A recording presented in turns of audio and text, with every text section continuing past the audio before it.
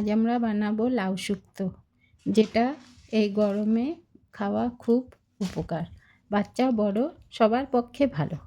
শুক্তোর জন্য নিয়েছি টুকরো করা লাউ আর শসা, আর নিয়েছি আদা, ধনে, রাঁধুনি একসঙ্গে বাটা, ডালের বড়ি, রাঁধুনি, তেজপাতা একটা, আর নিয়েছি হাফ বাটি কাঁচা দুধ।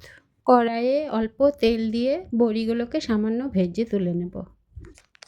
এবার ওই তেলে রাঁধুনি, তেজপাতা ফোড়ন দিয়ে কেটে রাখা লাউ, শসা, হলুদ, লবণ দিয়ে একটু ভেজে নেব। এবার ভাজা হয়ে গেলে বেটে রাখা মশলাটা দিয়ে একটু নেড়ে চেড়ে পরিমাণ মতো জল দিয়ে দেব। লাউ সেদ্ধ হয়ে গেলে থানকুনি পাতা আর ভেজে রাখা বড়িগুলো দিয়ে আবারও কিছুক্ষণ ফুটিয়ে নেব।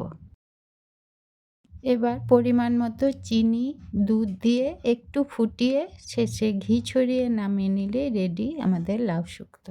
এই গরমে এরকম একটা হালকা পাতলা খাবার সবার স্বাস্থ্যের পক্ষে খুবই উপকার।